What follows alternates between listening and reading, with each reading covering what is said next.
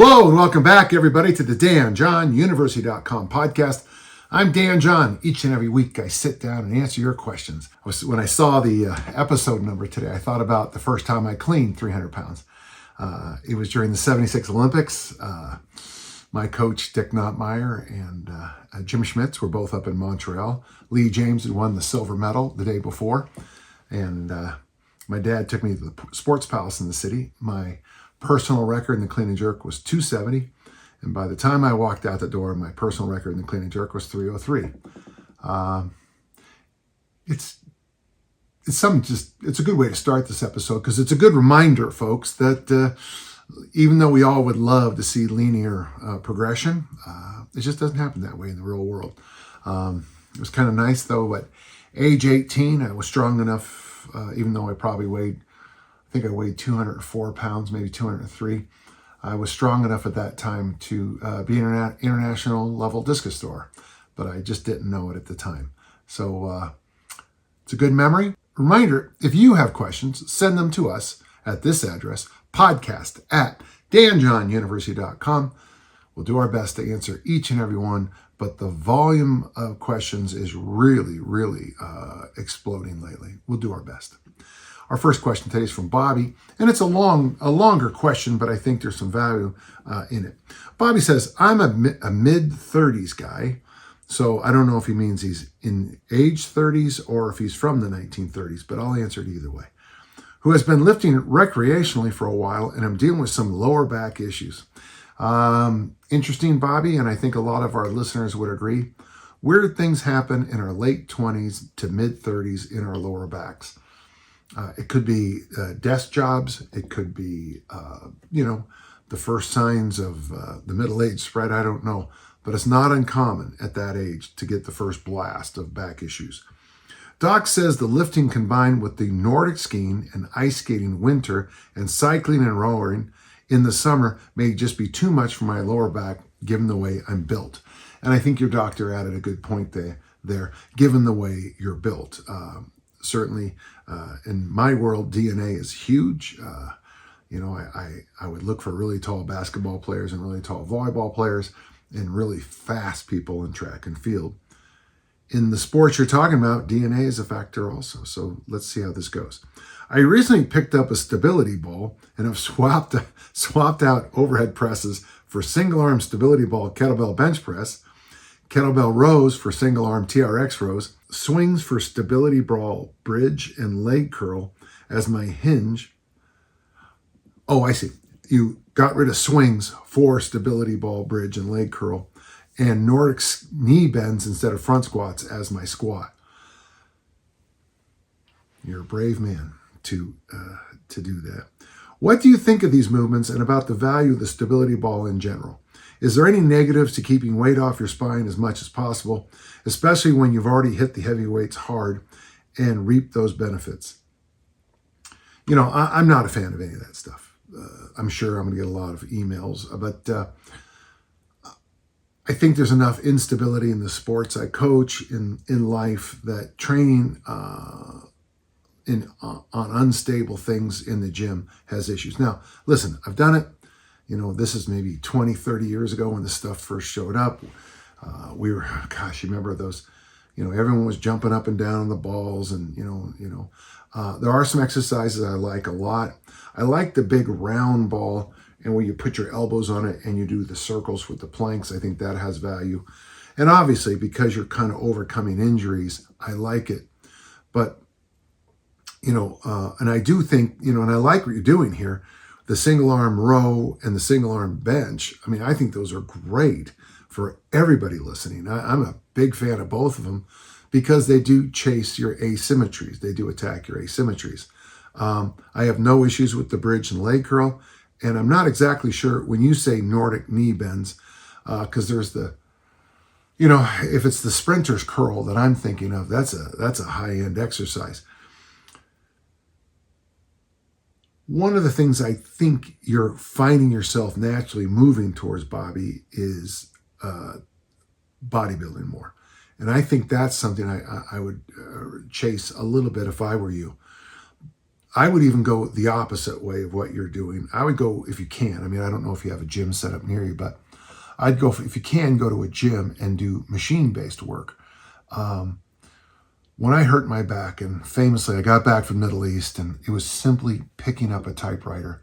But after all the stress from the parasite and the body weight loss and some other issues, I was one stick from breaking, and I broke the stick. I would recommend a lot of walking. I would recommend loaded carries for back issues. Walking, loaded carries. I would get into Stu McGill's work. He's got the big 3 that he teaches, which I think are fabulous.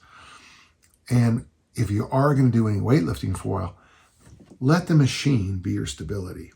Keep yourself feeling good. When I hurt my back, I remember one time going into the gym and I used an arm curl and a tricep extension machine.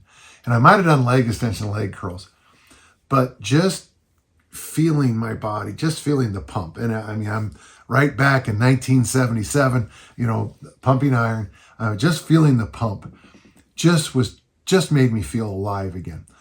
I'm not a fan of a lot of that stuff.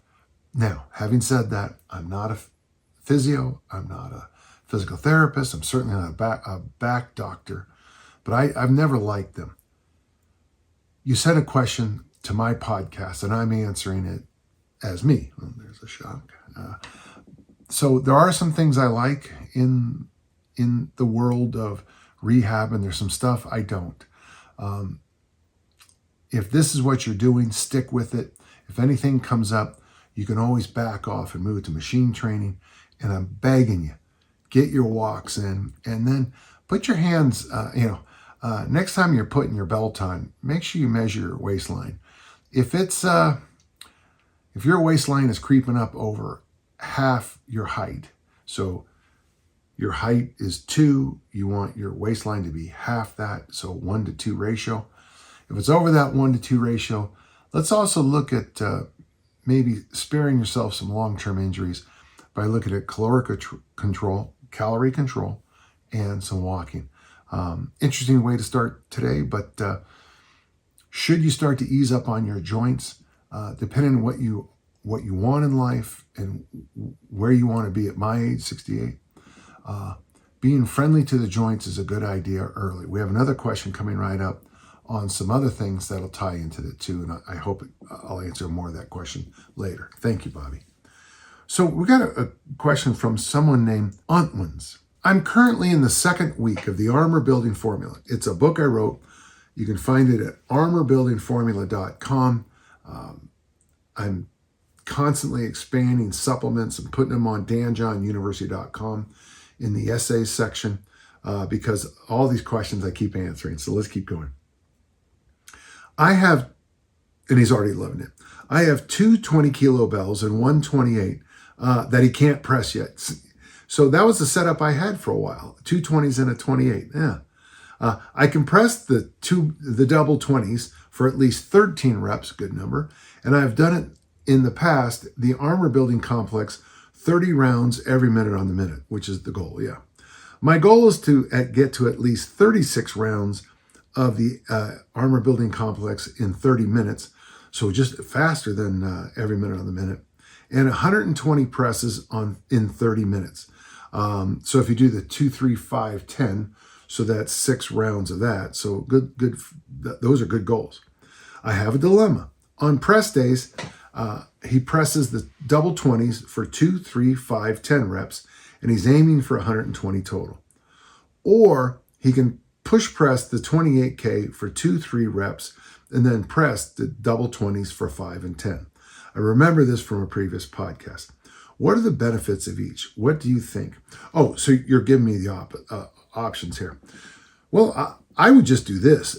You have 2 really good options here. So, folks, the one he wants to do, he wants to get up to 120 reps, doing 2 reps. And I can't believe I have to say the next part. Put the bells down. 3 reps. Put the bells down. 5 reps. Put the bells down. 10 reps. Put the bells down. Repeat. After you put the bells down, 2, 3, 5, 10, for a total of 6 rounds of double 20s. For pure hypertrophy work, that's really good. Now, one other thing I would give you as an option is instead of just doing the strict double press, you might want to move into other variations like the seesaw press or the hardest one of all, the touchdown press. Both hands are over my head. I bring one hand down, press it back up, bring the other hand down, press it back up. It feels like eternity on the 10s. The other option you have is you're going to do the 28s for a 2-3 with a little bit of a push press, and I'm hoping it's a little bit of a push press, and then finish off with a 5-10. I would suggest this. If you're doing, this week we're doing the military press Monday and Friday. On Monday, chase that 120. On Friday, do those push pressy 28s, but then back off from the 10. Just do the 5s with the double 20s.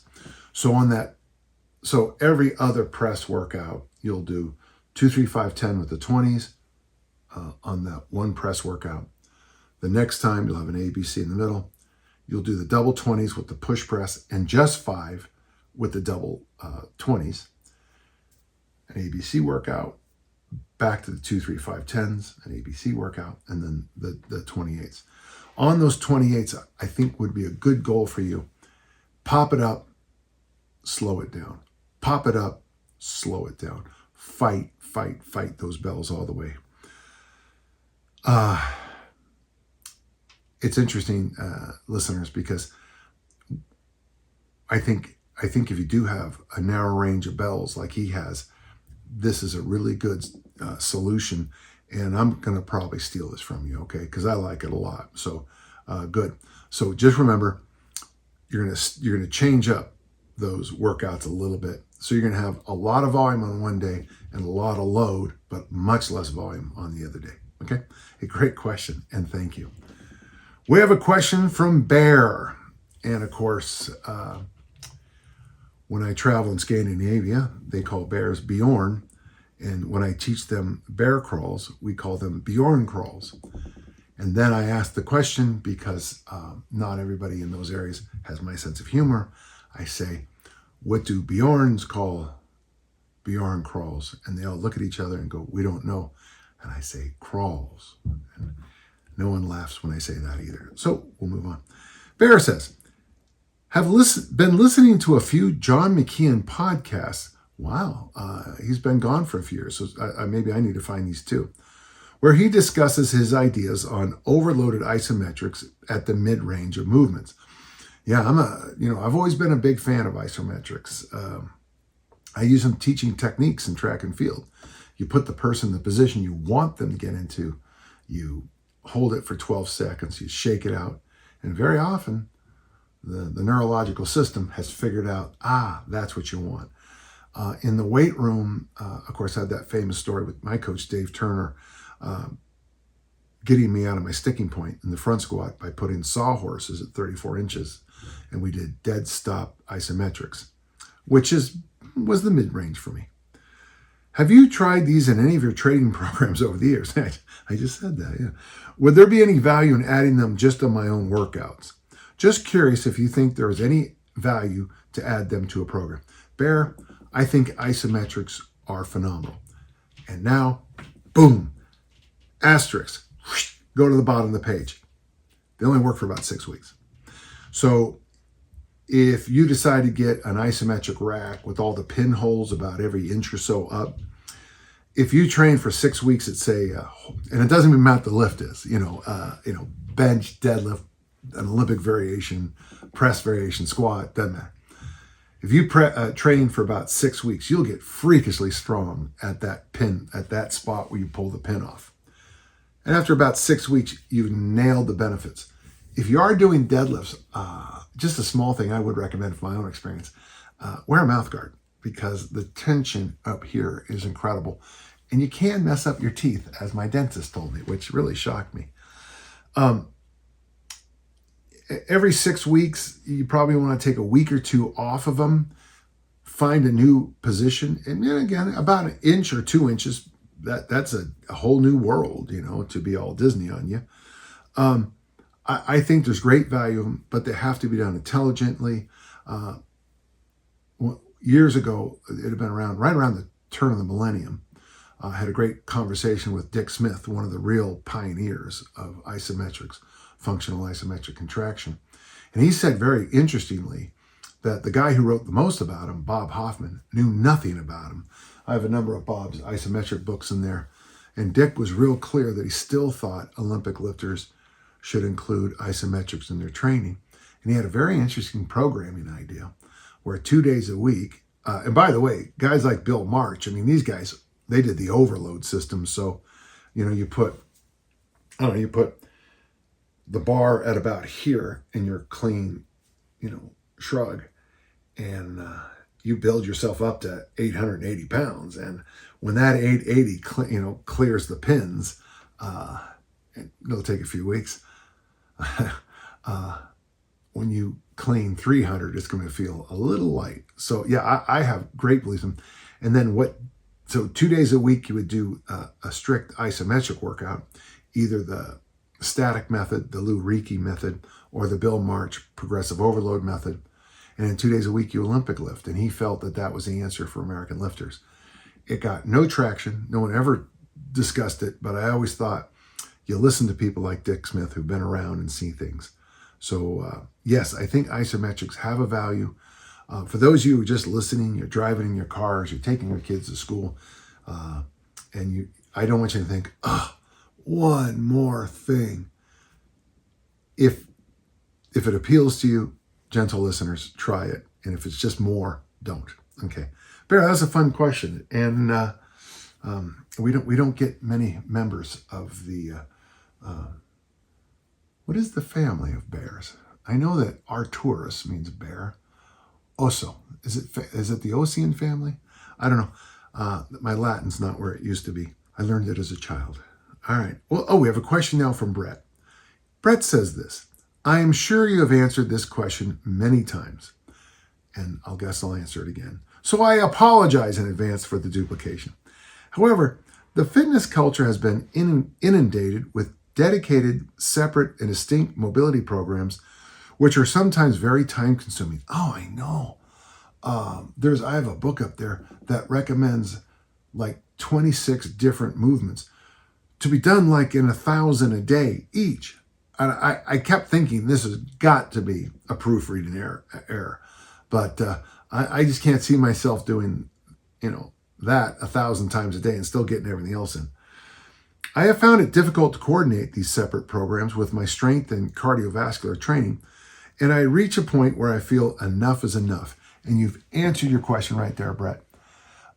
When it comes to mobility work, do it. When it comes to recovery, do it. When it comes to meditation, do it. The devil's in the details, but you're doing it.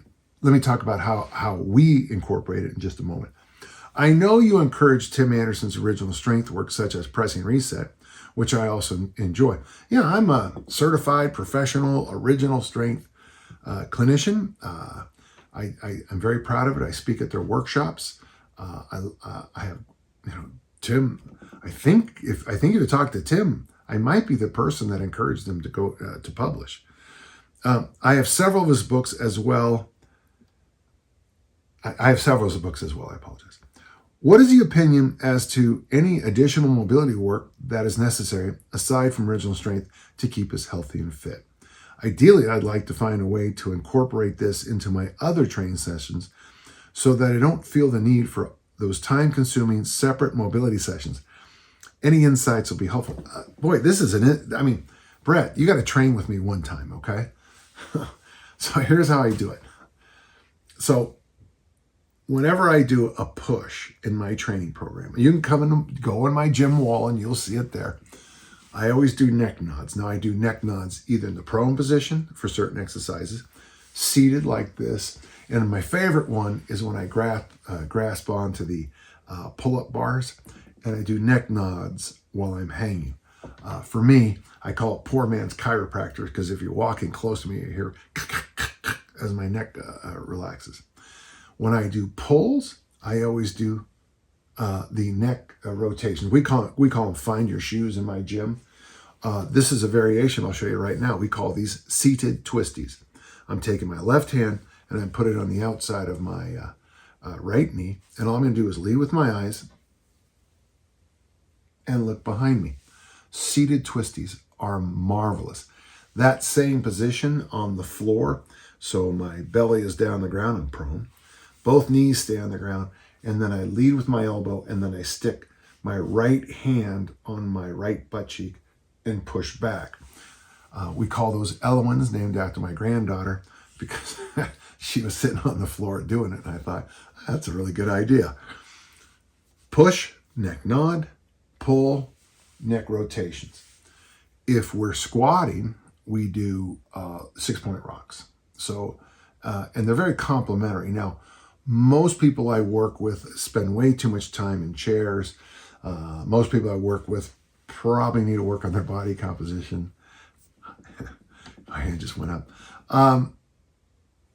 So we do the 6-point rock family or variations of the 6-point rock. And I have this on my YouTube channel. I show you everything we do for squats. For hinges, we do either the bird dog family or its relative, which we call frozones from Mr. Incredibles. With bird dogs, your hands this way. With frozones, you're pushing your fingers back. So when you're in that bird dog position, okay, so I started 6-point. I drove my left heel straight back, started the bird dog. I take my right hand, and basically you try to have your middle fingers touch your left heel, both pushing away, and then you alternate. You look like the speed skater in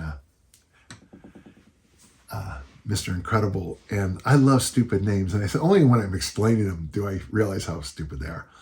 Any kind of loaded carry, it's either cross crawls, and the most basic cross crawl, my right hand hits my left knee, my left hand hits my right knee, cross crawls. I can also have my elbow hit my knee, or egg rolls. So if I'm doing 3 sets of 8 in an exercise, press. After each set, I do neck nods. If I'm doing 3 sets of 8 in a pull, chin-ups. And I think I can do 3 sets of 8 now. I would do Elowins or seated twisties or find my shoes. That's how we get in. And then, one final thing, every Thursday we drop everything. There's no lifting at all. And we spend 1 hour going through the whole family of original strength. Everything we know, everything we can think of, and variations. I do want to add one other little thing I do, which I think might have value for all of our listeners. I'm trying to keep my, I hate to call it sprinting, but I'm trying to keep my my gait, my speed pattern, my gait going, G-A-I-T pattern going. So once or twice a week now, it was just once, but it's twice now. I go out in the front of my house and I do a variation I used to call the Great 8. And the joke on the Great 8 is start slowly, then slow down. Ha ha ha. But they're called, my athletes call them skippity slappities, which I think is hilarious. But it's high knee marching where your right hand hits your left knee hits your right hand. And then as you go through the reps, you try to add a little more skip and spring to it. We skippity slappity down, and then we either walk backwards or backpedal back. I've been backpedaling since I was a defensive back, so I've been doing it a long time. And I've always find it very healthy for my legs. Now, I know a lot of people will say it's a knee thing, but I find it really restorative for my lower body. So, Brett, pretty simple. Between sets of lifts, do original strength, as I pointed out. And by the way, if you're going to rest for 2 minutes, 2 minutes of neck nods 3 times, whew, that's a lot of mobility work. 6 minutes of egg rolls after 3 rounds of farmer walks. That's a lot of rolling. So it's really easy. And if you want, you can follow along with me on this YouTube channel. I think it's called Follow Along Original Strength, and I have 2 of them. One, I do 55 egg rolls. And if you're not doing it with me and watching, you really need to get a life, because I can't imagine anything more boring than to watch me do 55 egg rolls. Brett, great question, and I hope the rest of you listened to this too. We had a question on isometrics, and I said, if you're interested, do them. But I don't know of a listener that can't use a combination of lifting, superset with mobility, and finished off with a good walk. And that reminds me, walking is one of the best original strength moves too. So don't forget your walking and try those grade 8s too. Okay? Fun stuff. And thank you. We got a question from Vinny. Hello, Vinny. Vinny says, I've always thought of myself as a pull hinger, very much like Pavel, because I've always had an easy time deadlifting and pulling. My back, biceps, and traps have always been my best body parts with regard to hypertrophy, along with my quads and calves. Upon further reflection, Vinny tells us, though I think my back was always bearing the brunt of the load and left my glutes woefully underworked and undeveloped. Vinny has a very sad case of gluteal amnesia. Ladies and gentlemen, each and every day, an American suffers from gluteal amnesia. Send your money too. Okay, we'll move on. I have decided to wake up my glutes with a minimalist program of swings and take a break from pulling movements and shoot for a half-bodyweight single-arm kettlebell press. If you were to design a program using these two movements, how would you go about doing it? Well, the program's been written for you, my friend. Pavel's program, Rite of Passage, which I'm still convinced is one of the least appreciated programs there is. I'm sure you can find it online now. I think I'm right that it comes from Enter the Kettlebell, and I think it comes from Enter the Kettlebell, and if it doesn't, I apologize. Enter the Kettlebell, as many of you may know, when the book came out, William Shakespeare rose from his grave and said, "It is the finest writing ever." And everyone said, "The book?" He goes, no, the forward to the book made him come out of his own grave. Humbly, I wrote it.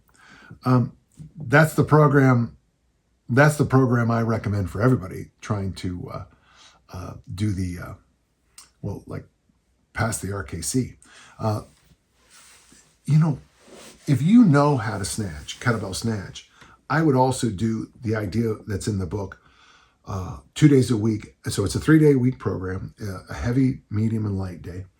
It's clean and press left hand, clean and press right hand, and then a pull-up. Double clean and press left, double clean and press right, 2 pull-ups.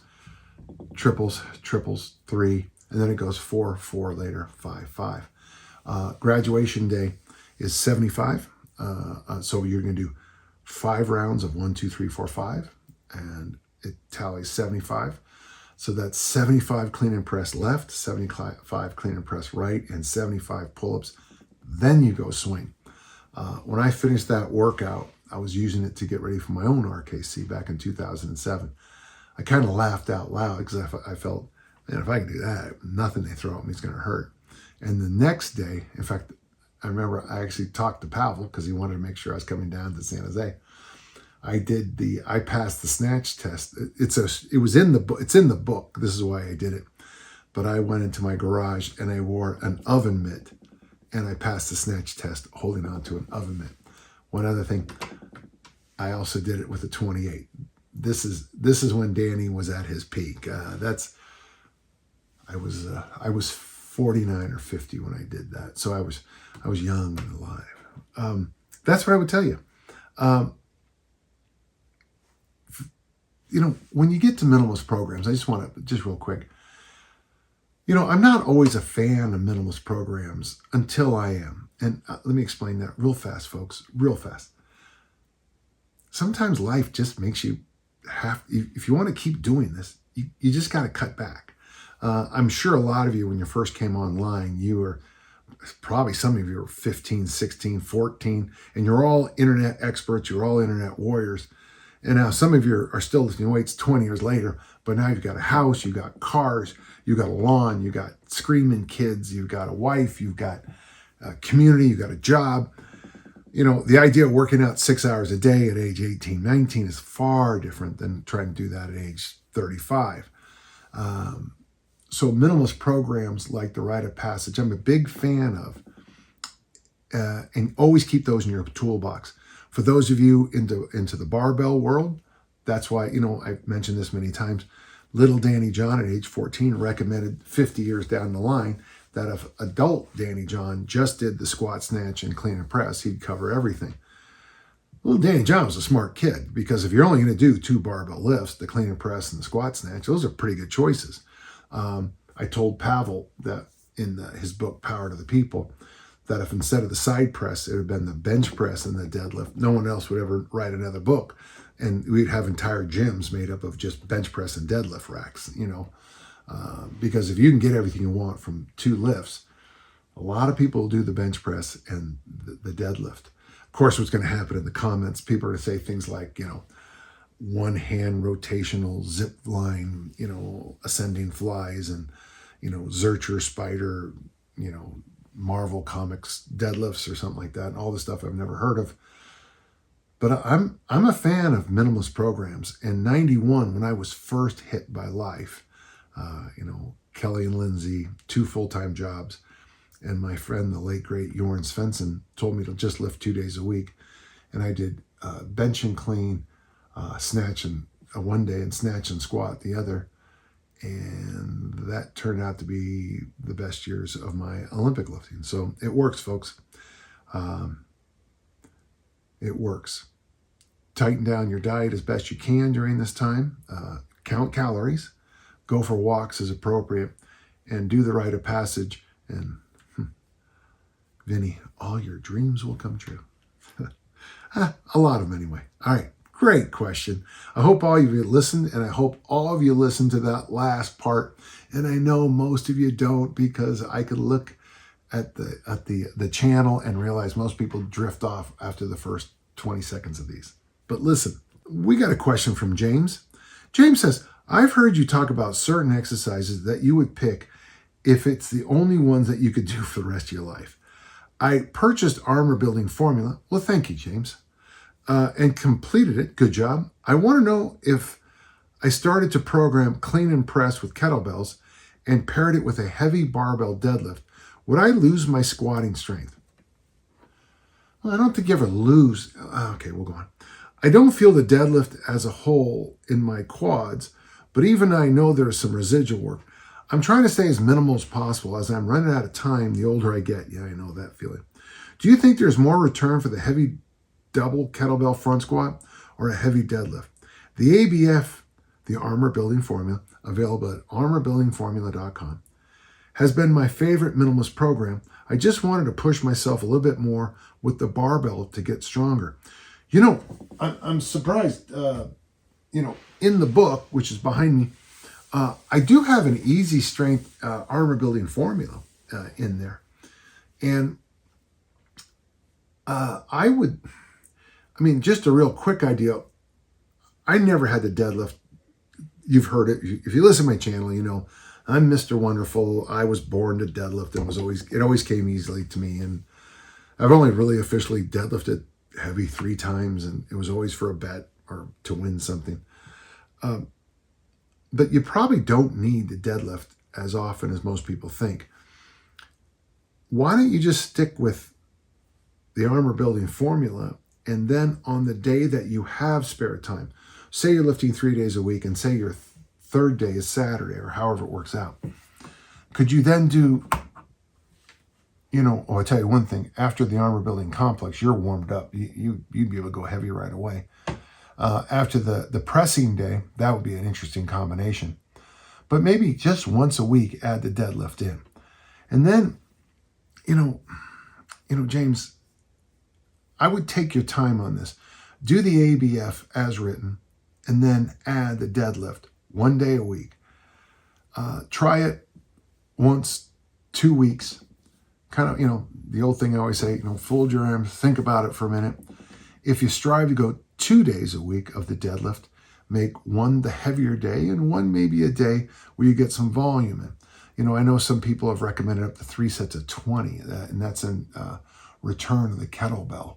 3 sets of 20 in the kettlebell deadlift. For the record, I did try that in a workout one time. I was bored senseless doing that. But if you want to try higher rep, lighter deadlifts the second day, so you got a little mix of, you get some volume in, you get some heavy in, and down the line, I just don't think many people should deadlift 3 days a week. But if you ever do feel like it, then maybe go light, heavy 1 week. The next week, go medium, extremely light, heavy. The third week, try medium, medium, heavy. And then the fourth week, go back to more of a standard medium, light, heavy. And then, but really investigate how you feel, how your structures feel. I mean, if you feel like you got beat up with a baseball bat after every workout, or I don't know where you're from, a cricket bat, a hockey stick, a hurley for my Irish friends, a mace for my friends from the farthest reaches of the world. Yeah, don't do it anymore. Think this through. As I said in the last question, minimalist programs have great value, but at the same time, you got to make sure you pick exercises that make you feel good too. All right. Thanks so much. Kind of a fun question. We have a question from Paul.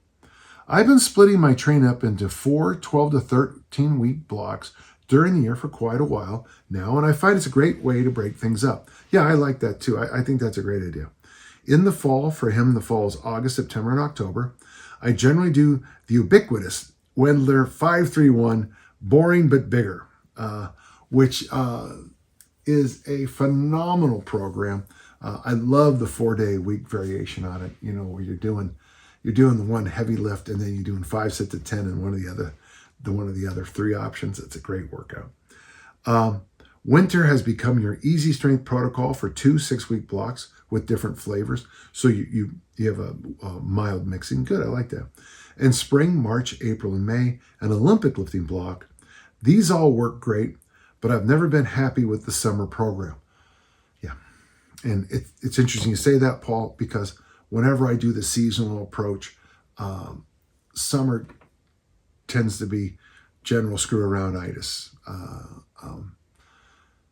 When I was in my 40s still playing football in the fall, American football, I would do a lot more sprinting to get into shape, so that was a little more organized.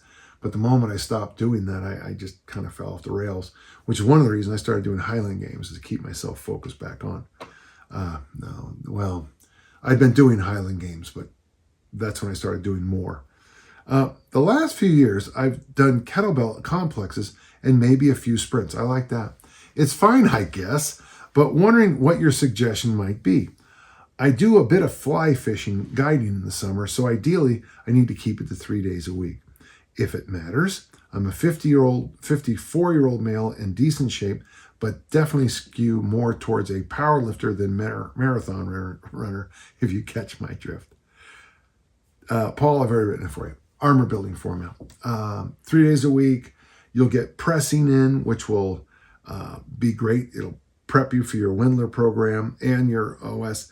And the other thing about the ABF, coming out of that spring Olympic lifting program, you're not going to be that far out of the transition from Olympic lifting to the armor building formula is going to be a huge leap.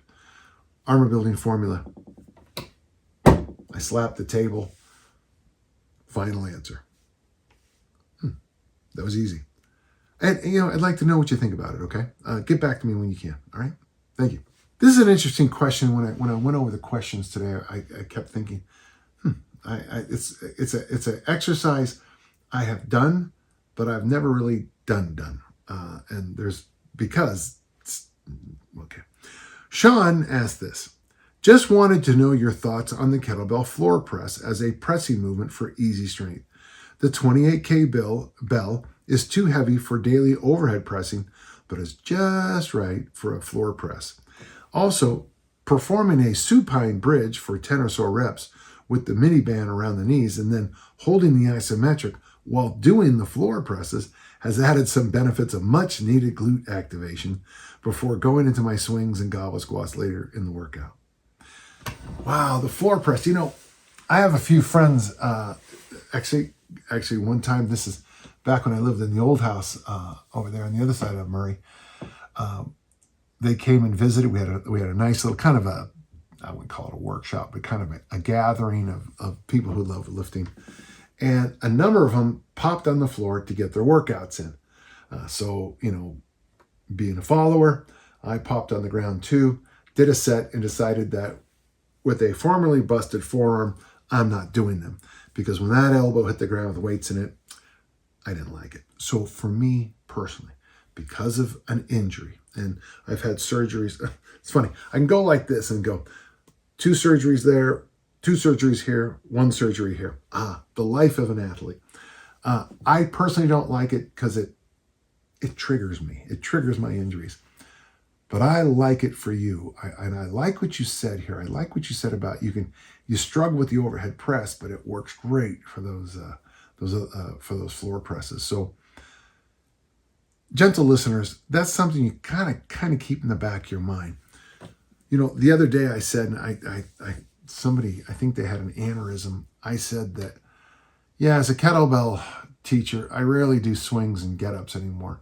And you could hear the heart attack. And I was like, yeah, there are so many. You go online and look at kettlebell swings, and you spend all your time going, oh my God, it looks terrible. Yet I have really good friends who basically have told me, yeah, all we do in the training is swings. I respect that. Or all we do is Turkish get-ups. I respect that. There's enough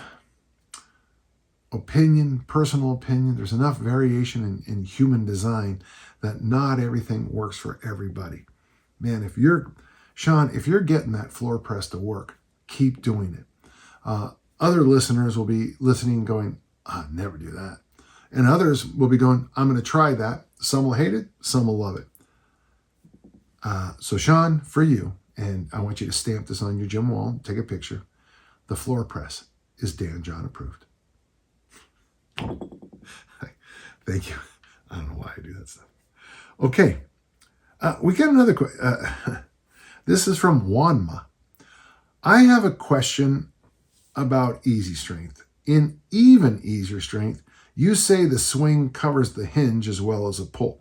I've always thought that, especially the lats and rhomboids, can be trained by non-bodybuilding methods. You can train them by doing other things. I believe that because I believe that the body is one piece, not a collection of body parts, which puts me in rare air, I guess, again. It's funny how the fitness industry swings back and forth. But I've always been a believer that you coach movements, not muscles. So we'll continue. Furthermore, in recent years, you said that the squat doesn't really work, but some goblet squats are good in warming up. Wanma, I've never made the squat work for easy strength. And I have been trying, since 2003 to make it work, and I just can't. The person who actually sort of kind of, there's a strong opinion. The guy who actually sort of kind of invented it, Percy Cerruti, the great Australian coach, didn't have his people squat in the program either. It's interesting because the squat, even in my youth, was still considered like an accessory exercise because the real lifts were clean and jerks, clean and press, snatches. And then when powerlifting showed up, and I've been to workshops where people have said this, squats are the answer to all questions. So for a lot of people I train, we're just not built to squat. Now, if you are built to squat, easy strength squatting might work really well for you. So then he says this: would an easy strength program consisting of just presses, swings, and loaded carries be a good idea? 2 things. First off, when I first started on the Get Up newsletter, caused by the wrist injury, Mike Rosenberg and I talked on the phone for a good amount of time after the first edition, and we discussed my mission statement. And I have been saying for years, put weights over your head, right? Pick weights up off the ground and carry weights for time or distance. Your program is a classic easy strength program. Press, swing, loaded carries. I think you hit everything. Can loaded carries replace squats? Can swings replace squats? Well, I still think, and I hope you listen to everything I say. Don't just pick and choose. I think you should squat each and every day. The movement of squatting should be done every day. Sometimes I just do it on the floor with original strength rocking. Sometimes I do it with the goblet squats. And sometimes I just, grab a doorknob and then sit back and put myself into that position. Probably too much information, but I'm a big fan of the squatty potty for the same reason. I think it is an essential human position. So goblet squat and warm up, and then do those 3. I'd love to see how it goes. I'm convinced if you took it seriously, you could write a book on it and answer 1,000 questions on it over on the various forums. I love it. I love it. Let me know how it goes. Thank you. Good question. Julius asks a question. It's a tough question because you're asking me to make something. This is a square peg, round hole question. As a kettlebell option for mass made simple, you mentioned using the half kneeling press, the armor building complex, and high rep goblet squats. Yeah, we tried that. And it's interesting because I feel like I just talked about it on the podcast recently. We called it lean made simple. And a number of us were going to try to use the goblet squat as the engine to lose body fat. We were wrong, and there's good reasons. First off, we were doing some caloric restriction at the time. We were doing Rusty Moore's fat loss boost, which is is it 3 chicken breasts a day plus as much veggies as you can shovel down your throat. But we really weren't good about the walking. I was good about the sleep, but folks, for fat loss, it's sleep, it's walking, it's caloric restriction, then lift weights. You could certainly do it. You could go in and try to make it work. You're going to have to invent a lot of the stuff yourself. But what you're basically asking me to do is, on the way you phrased it, is interesting. So you're going to take the armor building formula, available at armorbuildingformula.com, and you're going to do the first 2 weeks of the program. But you're going to just keep doing it. So you can do the ABC and the pressing 3 days a week. Plus, at the end of that, you're going to crank out some high rep squats. I would suggest that first you get yourself up on the squats to 50 reps. Now, if you have a 32 and it takes you 5 sets of 10 to get there, good for you. Next time, try to get, that might take you a while to get down, but it'd be kind of fun to see you get down to 3 or 4 sets pretty soon to get to 50. And a good goal would be to do that in 1 set. What you're going to find doing the high rep goblet squats is you're going to find issues that you don't even know you have. You're here the whole time. So all your cobra muscles, the cobra muscles, they are all squeezed to death by the time you get done with those high reps. But that probably will help you with hypertrophy. I mean, it's one of the tools to get yourself into increase your lean body tissues. You'll notice that every time you get to the bottom, I always think you pause and push your knees out and stand up, that every one of those pauses is going to be harder and harder and harder as you go through. You might start cheating the pause. What I also notice is people stop squatting after about 20 reps and they start to push their butt up to one side or push like this, and they start to turn into a really strange looking hinge. Not a Bulgarian goat bag swing, but like a horn deadlift. So just be careful on it. Will it work? I would I would try a 2-week experiment with it. Armor building formula, first 2 weeks with the high rep goblet squats in there. At the end of 2 weeks and 1 minute, stop, think, assess, and address whether or not you think you can really start pushing it up with heavier loads and higher reps. I would guess that your goal should probably be something like, this was mine, but the 32 for 50 reps without a stop. And that's a long, long time to be holding the horns, because you can't rest here. It sounds weird for those who've ever done high rep back squats. This is going to sound weird, but when you're doing 50, 51 reps with 225, 102.5 kilos, you can kind of rest at the top. You can take your hands off, and you're not resting. The load is still crushing you to the floor with gravity, but you can take a chance to, you can kind of find a body part or two to relax for a moment. Like when you're doing vertical hiking like you have here in Utah, where everything just seems to be straight up. You you find those little places where you can cinch the weight off and rest. So I'd love to see you do it, okay? I'd love it. If there's interest, I'll write a book on it. I'll write a pamphlet on it. I'll write a program on it. But if it's just you, Julius, you and I will just have to converse on this, okay? Converse on this. We have a question from Sandeep, and it seems like this might be the last one. I have been trying to snatch for years, and there's no way I can snatch nonstop for 5 minutes. I use 18 kilogram kettlebells, competition style kettlebell, start the timer, and max I can do with the right hand is 20 before my grip starts to go, switch to the left hand and another 20. I notice that my left hand is more fluent than my right hand, even though I am right-handed. After 40 reps, I put the bell down, walk for 30 seconds, start the right hand again, this time for 10. The grip starts to go, so I have to switch, and this process goes on. I managed to do 100 reps in less than 10 minutes without putting them down a couple of times, and this is the best I can do. Now, if I use 16, I am sure I will be better, but my mind is set for 18, and my goal is to just keep improving using the same bell, but I feel I cannot improve anymore. It's so frustrating. My grip starts to give first, and I fear the bell's going to slip. It takes me like 18 minutes to push 150 reps with the 18K. Man, you're working hard. Let's help you work smart.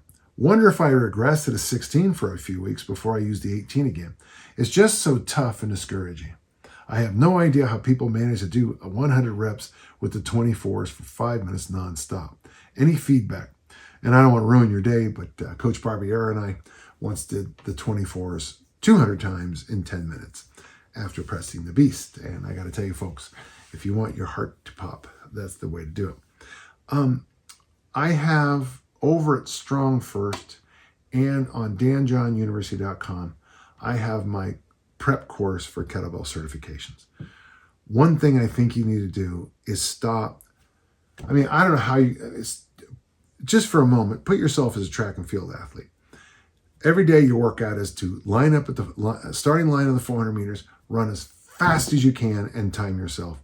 You come back 2 days later, you run 400 meters and you go as fast as you can, but all you do is the 400 meters. Okay, what I think you need to do, and I think it's really a good idea, I would even drop to the 8 or the 10 and get the 100 reps as fast as you can. Now, in the program I have, we have a workout where you do 3 sets of 100 reps in one workout. And that's why when people are preparing for the RKC at my home gym, I hate it because I tend to try to do this stuff with them. I'm getting smarter and I don't anymore. But that workout, we do 3 sets of 100. Now, the weights are light. So if you're using 24, we might do the 14, the 12, and the 10. In that way, we'd probably go 14, 10, 12 as the rep sets. Set of 100, time how fast you went. Rest as much as you need. Set of 100, time that. Write it down. Set of 100, time that. That's 300 reps in a workout.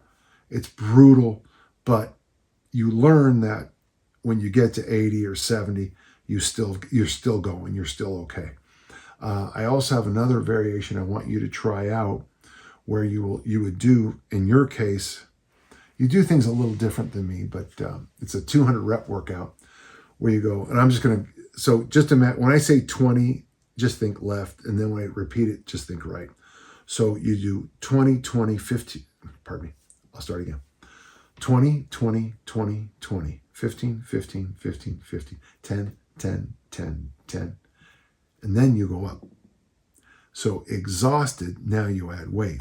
So you've been using the 18 for 180 reps, and now I'm going to ask you to use a 20 or 24 for those final 5. Those last 20 reps, the sets of 5, left, right, with that heavier bell is when all the information comes into your technique. Because you're exhausted, you only have 5 reps, and that's when you learn to actually stab the bell into the sky. That's when you learn that the snatch is a swing, not a dead stop. And it's when you learn to really be smooth and accelerate. And it's also when I learned clearly for the first time that it's the down part of the swing that sets up that wonderful bow and arrow effect of the return upwards. I hope that helps. Some people say you need to do things like grip strength. When I first started using kettlebells, I asked Steve Maxwell, if there was no more kettlebells, what would be the thing you missed? And he told me it was getting the grip strength. And I thought, so since that day, and this goes back to this 22 years ago, I have been amazed at how much grip strength I get out of my kettlebell work. I'm an Olympic lifter, and I was stunned to find out that kettlebell snatches help my Olympic lifts because of that iron grip, or whatever you want to call it. Great question. If I know I've answered this before, but Sandeep, I want you to go to the website, danjohnuniversity.com, find that program, and I want you to look through it. Maybe circle the workouts with the Snatch test, and just see. And that's what I'm recommending for you, okay? Hey, that was a fun episode. I enjoyed those. A nice broad range of questions again today, and I always appreciate that. So a reminder, if you have questions, please send them to our podcast at danjohnuniversity.com. I love answering your questions. It's a real honor to help you. And as a reminder, each and every week, I sit here, and the only reason this podcast works is because of your great questions. So until next time, let's all keep lifting and learning. Thank you.